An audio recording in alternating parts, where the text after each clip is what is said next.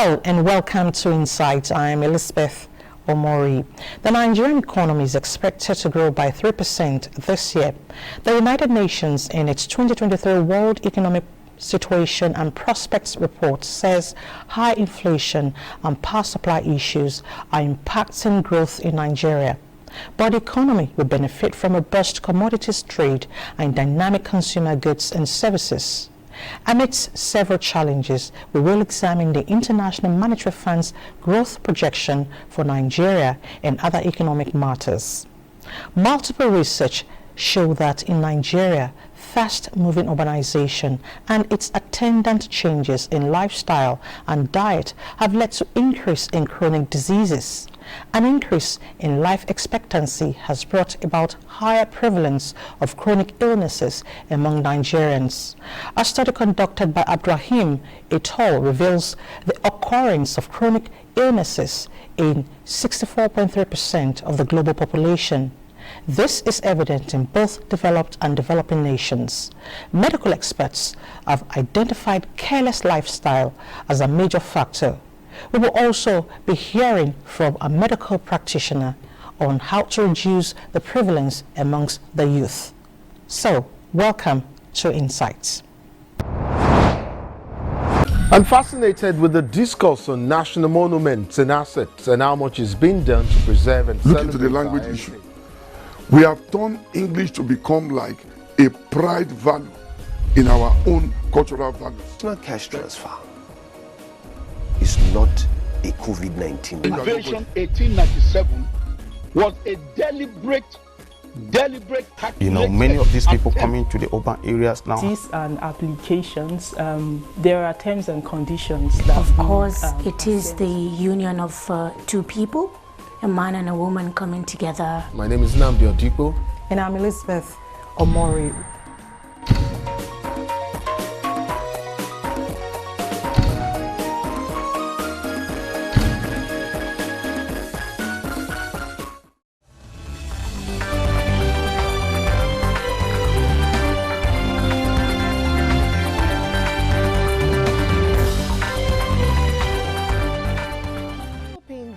Educational deprivation is not the end of the world.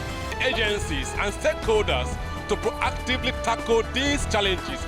Women in most countries of the world constitute about 50% of registered voters. Kevin Williams reporting for Dateline 360. In Jos, Caleb Gochin, Dateline 360. Dateline 360. Shidi Okrafo. For Dateline 360. In Lagos, Michael Olaleye. Reporting for Dateline 360. I am Omosola Omojola. Thanks for tuning in.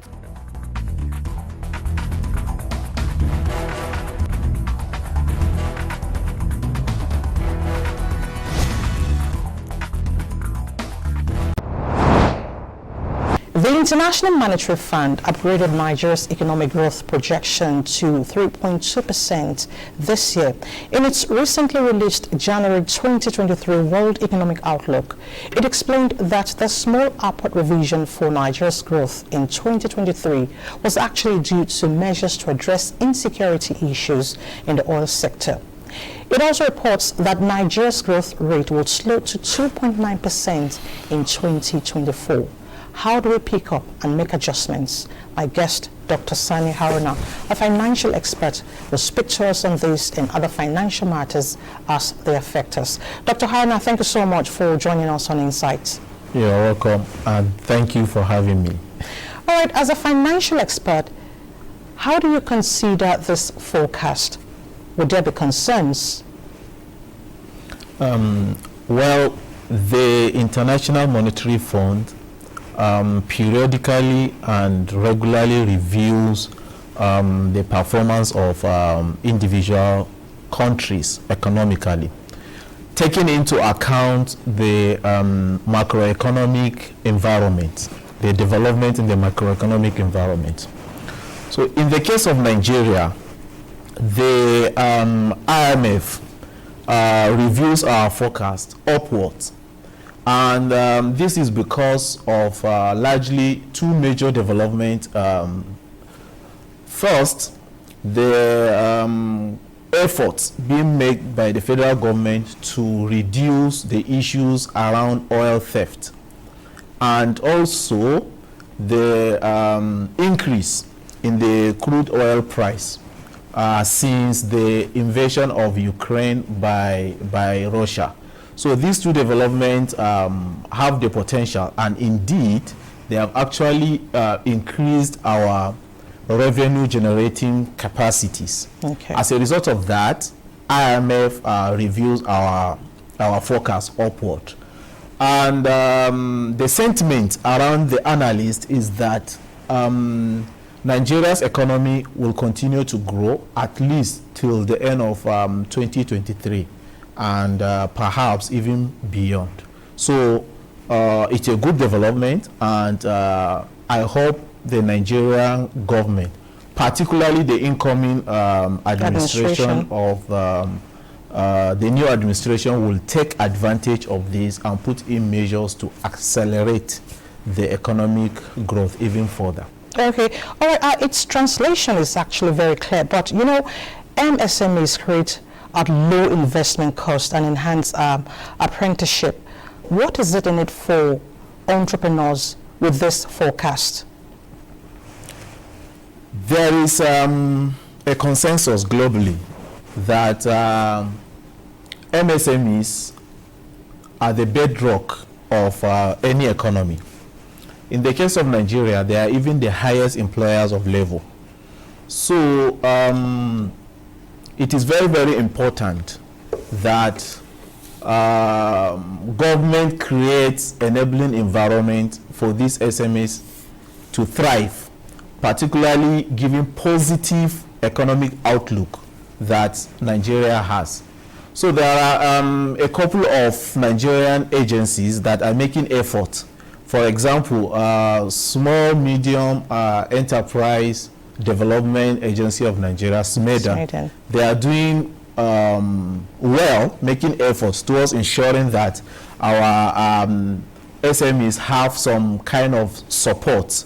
But you know, because these SMEs are all over the country and there are many in numbers, so we need the effort of the government to double, so that every entrepreneur can take advantage of the existence of government to grow their business in order to help the economy grow even further.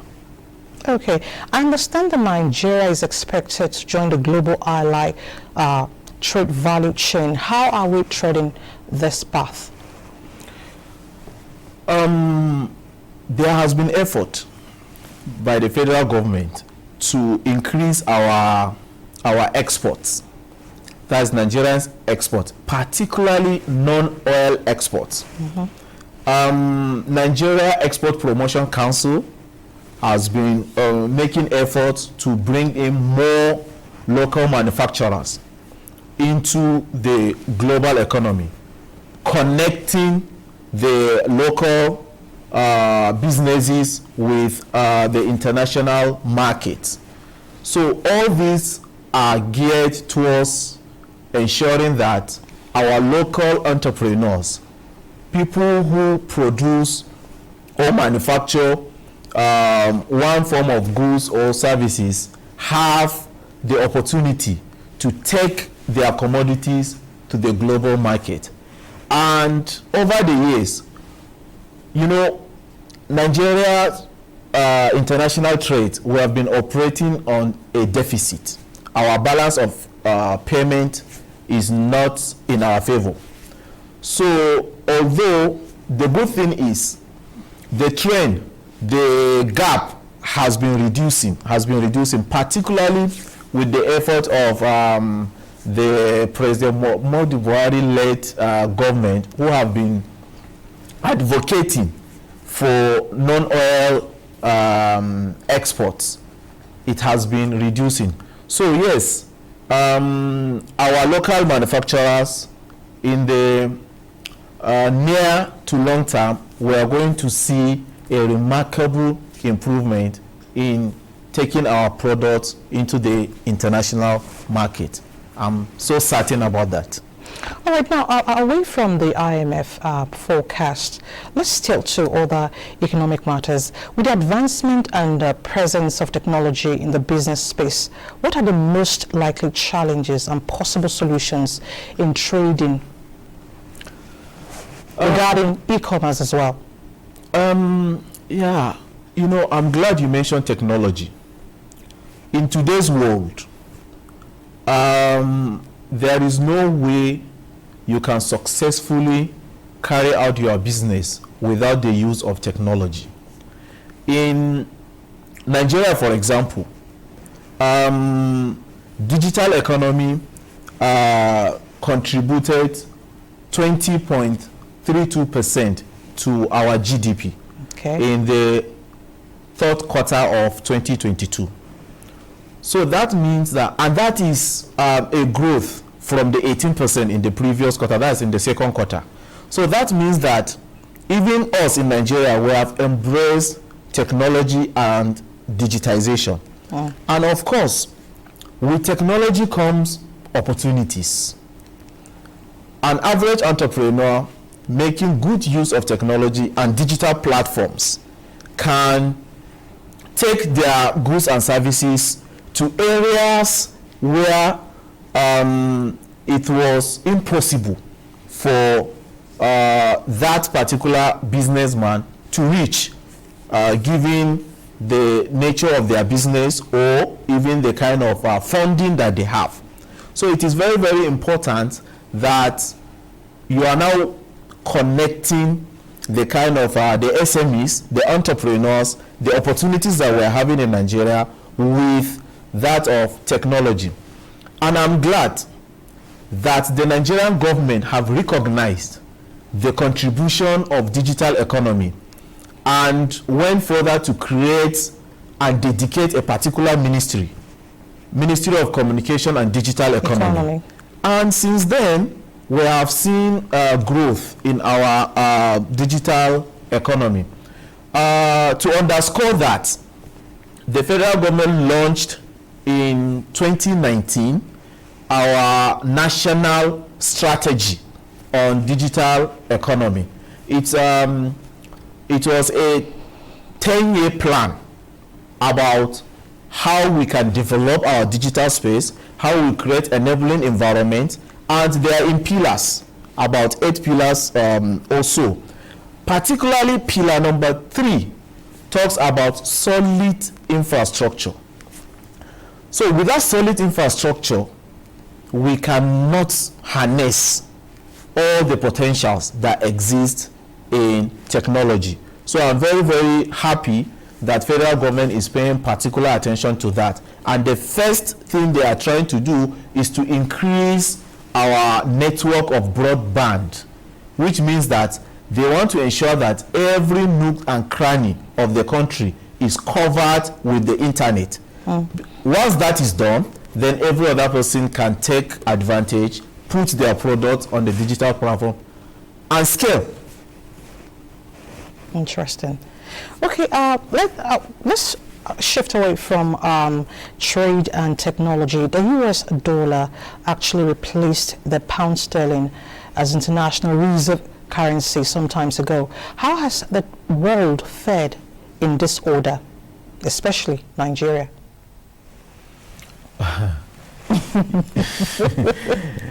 You know, our own case, it's I don't want to let me say it's a very interesting one. Okay. So because we are largely a dependent economy, so by dependent I mean we import a lot of things, virtually everything. So and our exports, if you remove crude oil, we are not exporting as much. So that's put us at disadvantage. And because the globally most recognized currency is the US dollar in terms of trading, is the US dollar. So even if there is a shift from the pounds to US dollar, that is like following the world order. But has that helped us? Well, it's debatable because our major trading partners, China, USA, the Netherlands, they all accept the US dollar and they all deal in the US dollar. So, sort of like we have no option than to fear using the US dollar in that regard. Like I said, whether that is to our advantage or not is is debatable. So it's subject for another discussion. Oh yeah, we are seeing regions forming trade alliances to boycott the use of the US dollar. Can this help countries for imports and other investments? Yeah, so we have to look at it in two ways. Okay. First, who are our major trading partners? Once we identify our major trading partners, we then ask the next question. Are they accepting the alternative currency that is being proposed by the BRIC countries? If yes, then we can safely say, oh, we can take advantage of that and start trading in another currency other than the US dollar. But if our major trading partners are not in sync with what the BRIC countries are doing, at the moment I think only China is actually part of those countries that is talking about those that we're having major trading relationship with. So if we just follow the waves and then key into those new proposition, we may likely not see the benefit. So it's something that we have to really evaluate very well.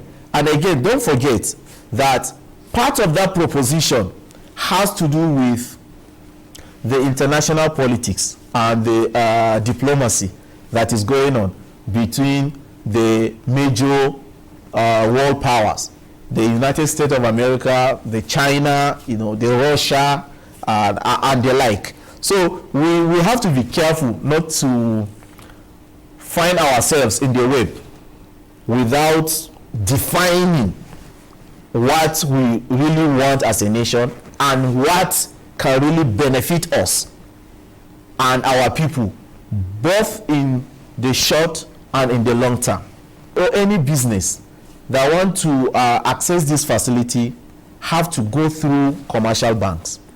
And of course, commercial banks will not just approve and forward your name to central bank until you meet certain credit criteria, minimum credit criteria. So that is where a lot of businesses fail in that regard, because many of them do not meet the minimum requirements that banks are comfortable with for them to put their hands into guaranteeing, so to say, that facility for central banks to give them.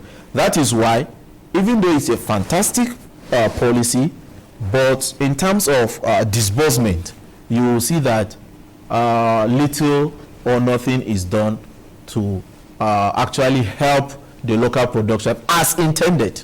As intended. The second thing is the issue of whether it's going to help boost our foreign exchange earnings. Now, it's one thing to put in money into business.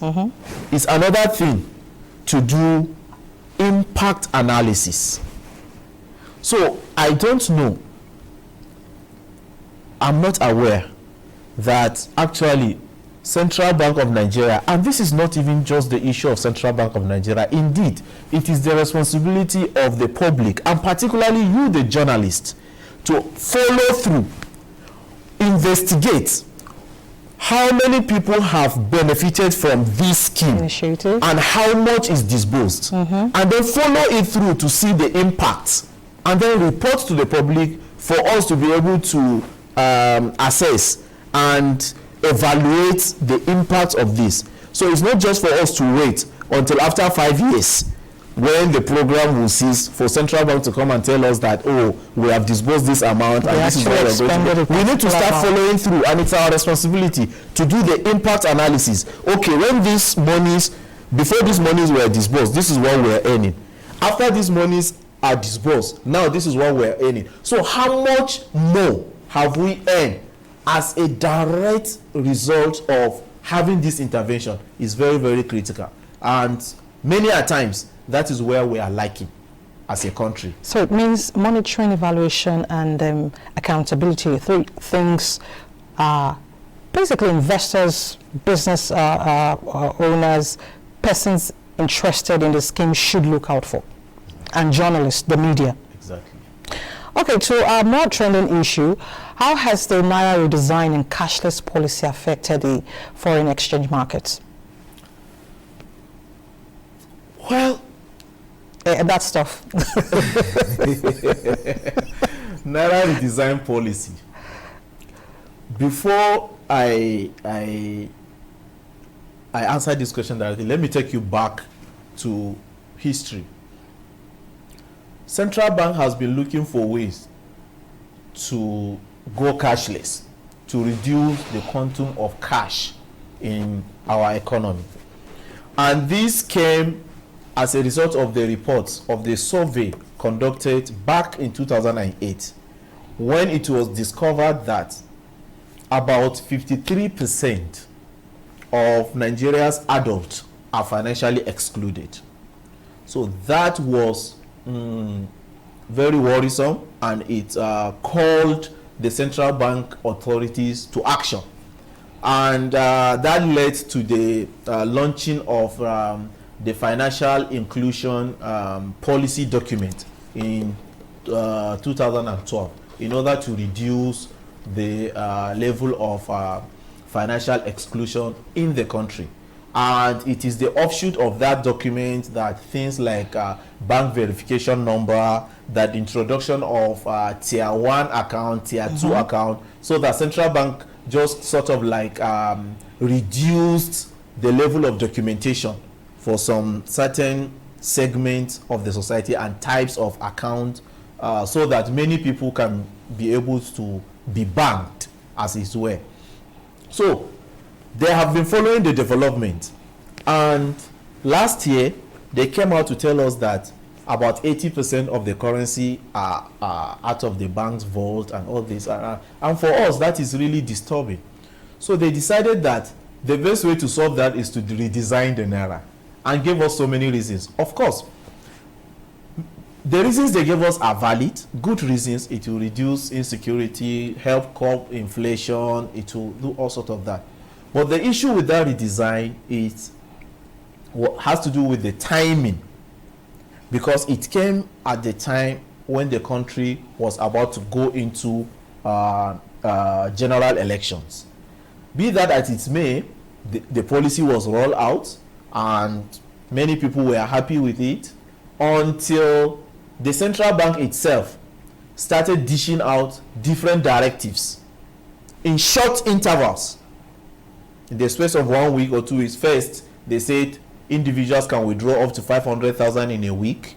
Technically, it means that one can withdraw 100,000 in a day, which was okay.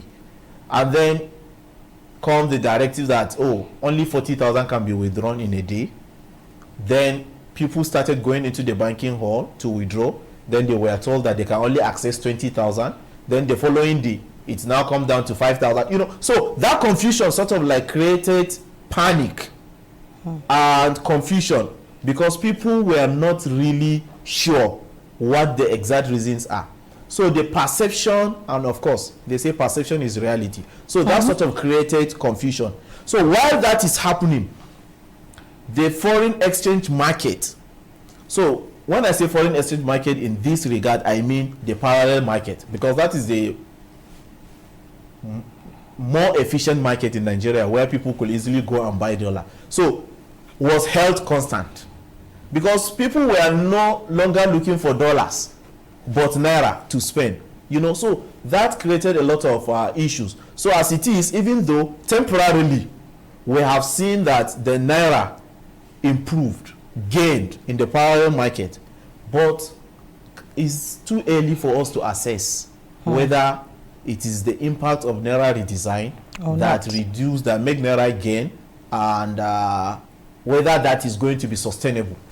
So it's left to be seen.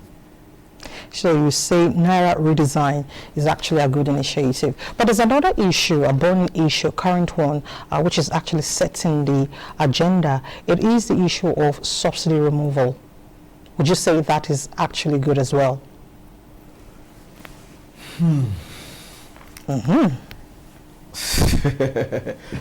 Subsidy removal. In the Nigerian context, we could say, well, because if NNPC Limited came out to tell us that they pay 400 billion naira monthly on payment of subsidy.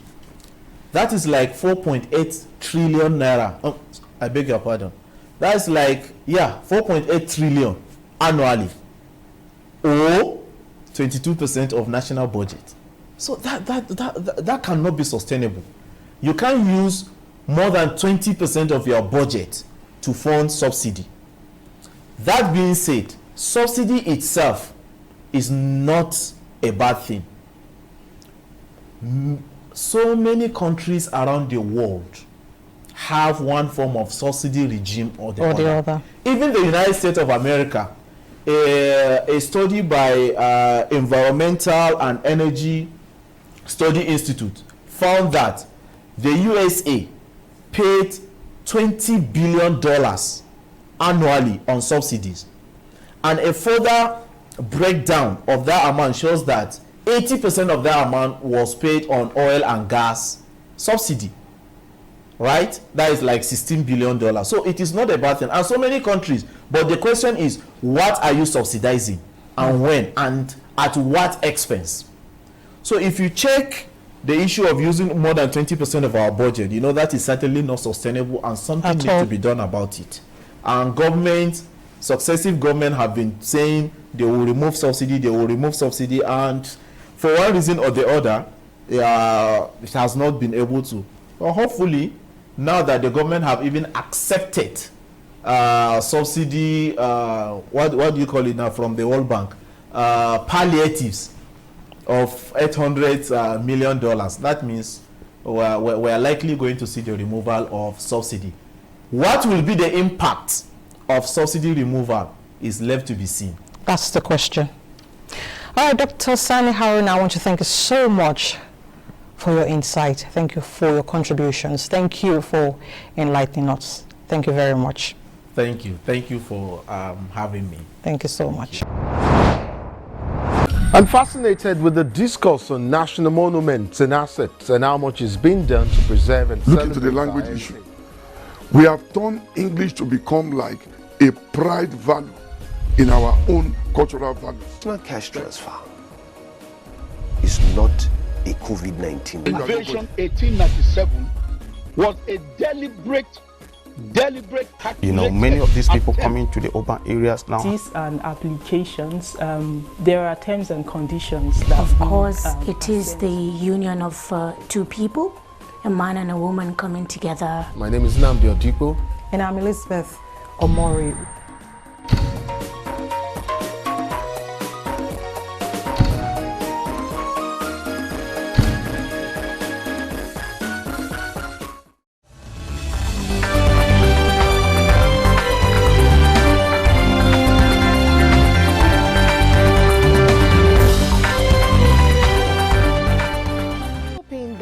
Educational deprivation is not the end of the world.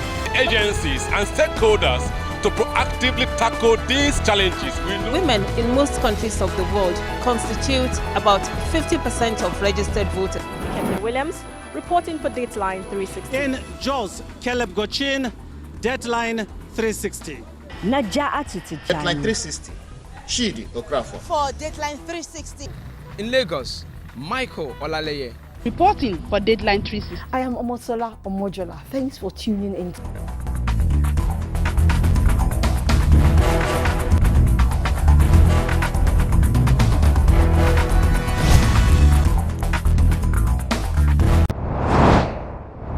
Chronic diseases are defined broadly as conditions that last a year or more. Heart disease, cancer and diabetes are the leading causes of death and disability amongst the youth across the world. The World Health Organization report on chronic diseases indicates that non-communicable diseases are collectively responsible for 74% of all deaths worldwide, and this occurs in low and middle income countries. How do we prevent and manage these diseases? Dr. Ekwena Obi, an associate professor and vice chairman of urology and renal transplantation at the University of Toledo, Ohio, who joins us via Zoom, will educate us. Doctor, thank you so much for joining us on the program. Thank you for having me. Thank you so much. All right, chronic diseases, growing prevalence amongst the youth in Nigeria. I would like to ask from a medical perspective, what exactly is the problem? Could it be lifestyle or urbanization? Well, thank you for the question. Chronic diseases, first, I think it's important to define what chronic diseases are. So chronic diseases are illnesses or diseases that have lasted over a year at least, that, where patients are dealing with an illness or a disease for more than a year. And those diseases are requiring treatment or management.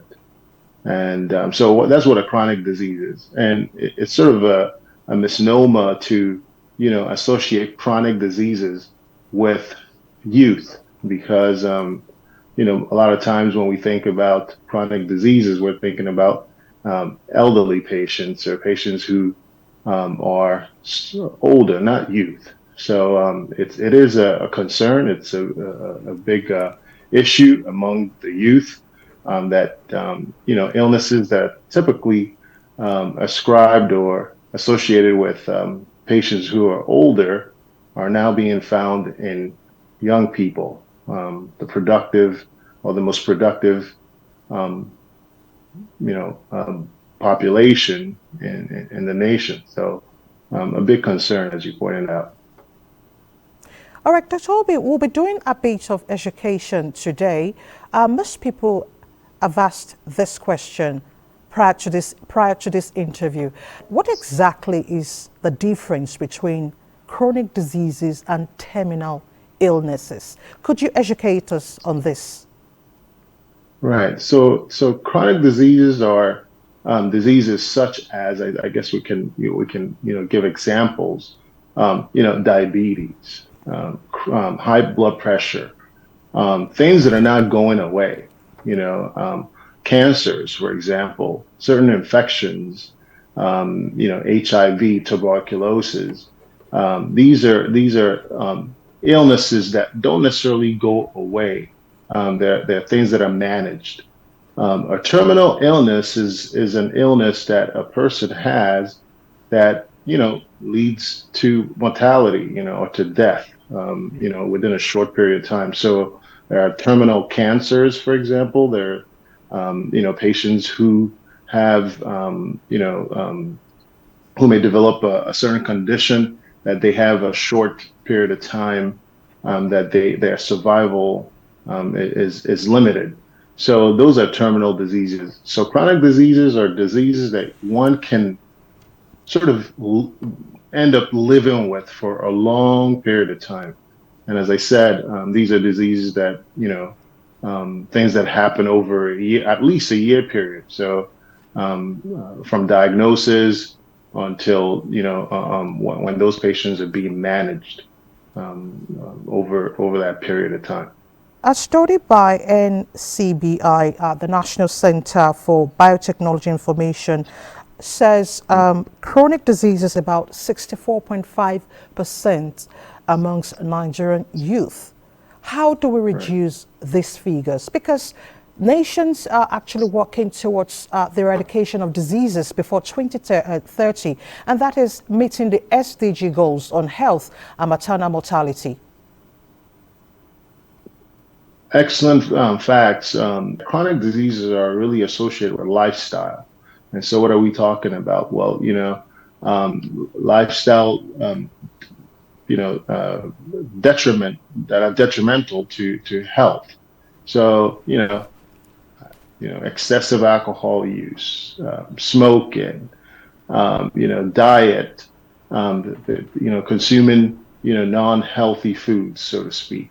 Those are, being in environments that are, or in conditions that are detrimental to health. These are sort of lifestyle issues that affect our overall health. And so it's actually very paramount that, these things be tackled, especially among the youth, because, as you mentioned, a significant amount of our population in Nigeria is the youth. So 70% of the population is young people.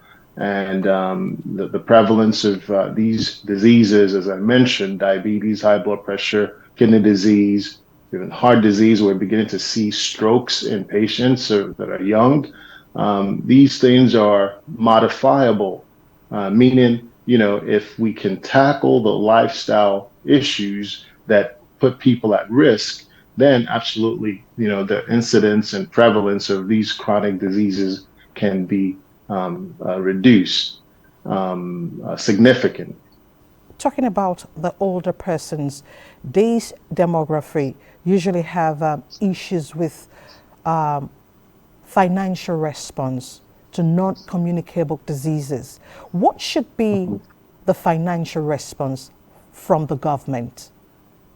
Because it looks like out-of-pocket payment is actually not helping.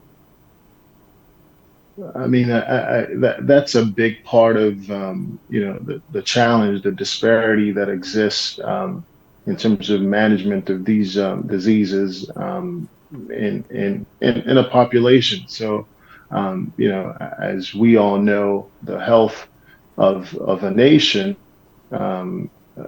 is linked to the wealth of the nation. Meaning, if you have a healthy population, or at least a healthier population, that contributes to the wealth of the nation.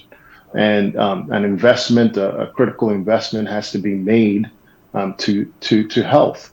And there are limited resources. We all know this, but I think if priority is given to health in addressing these chronic diseases that not only affect the elderly, as you mentioned, but significantly affect the younger people.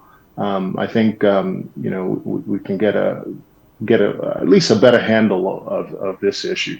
So yes, there is a need for better investment, or a more significant investment in managing these challenges. Putting forth a budget that can help at least begin to bend the curve of what is happening in terms of the prevalence and incidence of disease among the population. Interesting. Okay, would like to hear from you again as a medical practitioner. From your perspective, how can chronic diseases be prevented and managed? Yeah, so I think I'll allude to one thing.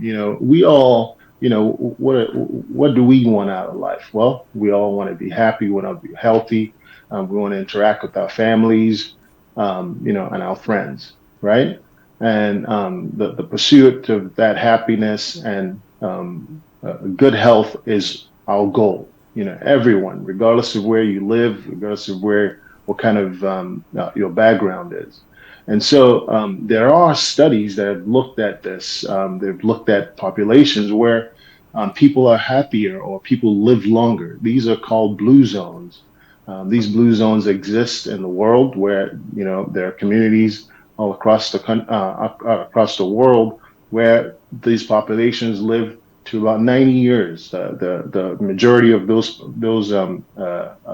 members of these communities that exist naturally, and people have looked at, okay, so you go into this community, There's a place called Loma Linda in the United States. There's a Sandino in Italy. There's about 5 or 6 places.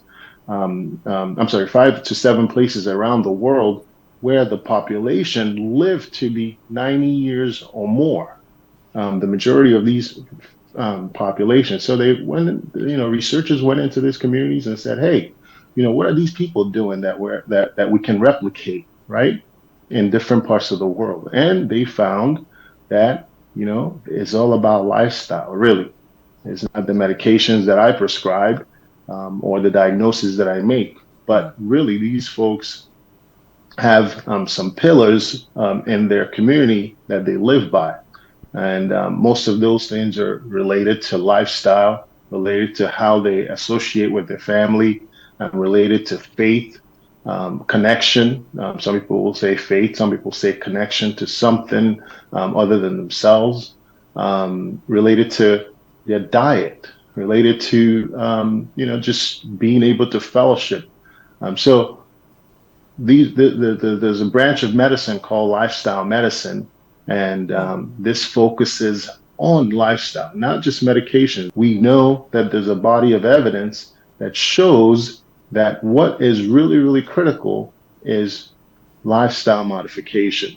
And there are, as I said, these blue zones that exist all across the world, populations that have figured it out. We should learn from them. So we need to check our lifestyle, very important. But quickly, Dr. Obi, the issue of poor healthcare system, do you think this is a contributory factor to the growing figures in patients having chronic diseases? Absolutely. I mean, when someone is diagnosed, say, with kidney disease, right? For example, there's 25 million people in Nigeria that have kidney disease or chronic kidney disease, for example. Those individuals have to find somewhere a healthcare system that is robust enough to handle their challenges.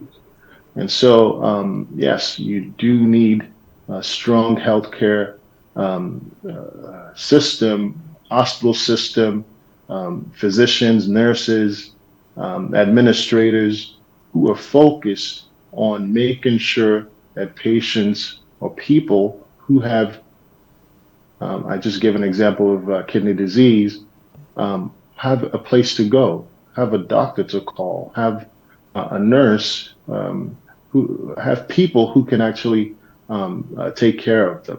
So absolutely, I agree with your statement that the healthcare infrastructure has to be robust enough to handle the challenges of managing these chronic problems that are prevalent and with very significant increase in incidence as well. So there are more people that are being diagnosed daily with these challenges or these health challenges, and then there are a lot more. This is critical. I agree. So prevention is better than cure. We all have heard that from the time we were little, young folks, and it still holds true till today. And yes, the primary care doctors that are closest to the population, and people need to go in. Whether you feel healthy or not, you feel like most people feel like they move around and they feel like nothing is happening. So a routine care is important. So meaning even if a visit to the doctor once a year is critical and important, and that visit goes to the primary doctor, and the primary doctor can check their blood pressure and check their urine for protein, can check their sugar levels to make sure that some of these things are detected, or they get counseling around their lifestyle, cessation of smoking, reduction of alcohol intake, and other behaviors that may be predisposing folks to chronic illness. Would you give us tips on how to live healthy? Yes, I think, living healthy is, common sense. I mean, I think we all sort of know what to do for the most part. But I think from my perspective and from what's out there, I think food is medicine, right? So that's number one. So what you consume is actually critical. So, if it's important to regulate what you put into your body, because food is medicine. If you put in bad food into your body, then you're definitely going to predispose yourself to illness. So that's number one. Number two is, exercise. So get some, be sort of intentional about getting some exercise. Very important as well is health maintenance. So we all, if you have a vehicle, a car, or you have a bicycle, however you move around, we get health maintenance, right? Or car maintenance. So just like your body needs maintenance. We all need sleep. Sleep is absolutely critical. 6 to 8 hours of sleep is essential for the brain to reset or to cool down and for optimal functioning. So sleep is absolutely critical. Connection, purpose, having purpose. What, every morning when you wake up, have purpose in terms of, to do something for others. I think that becomes, yes, philosophical, but it does have a positive influence on our physiology. Those are some of the things, and I think there are plenty more. But I think those things that I just mentioned are absolutely critical. Dr. Obi Ekwena, I want to thank you so much for enlightening us on Insight this week. Thank you so much. Thank you for having me. Thank you so much. We do appreciate your contributions. I'm fascinated with the discourse on national monuments and assets and how much is being done to preserve and look into the language issue. We have turned English to become like a pride value in our own cultural values. It's not cash transfer. It's not a COVID-19. Invasion 1897 was a deliberate many of these people coming to the urban areas now. These and applications, there are terms and conditions that of course it is the union of two people, a man and a woman coming together. My name is Nnamdi Odipo. And I'm Elizabeth Omori.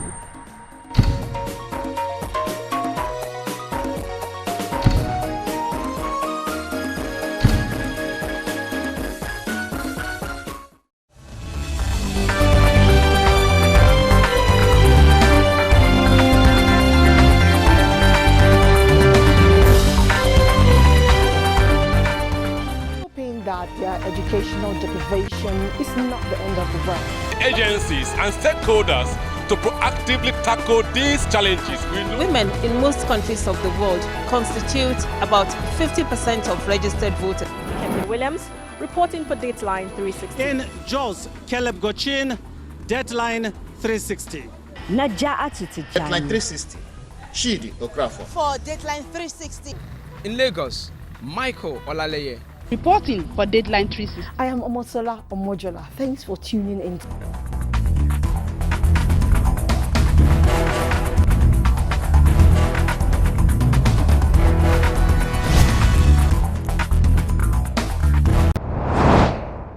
And that's Insight today. Thank you so much for watching. Let's remain united. Bye for now. I'll see you next week.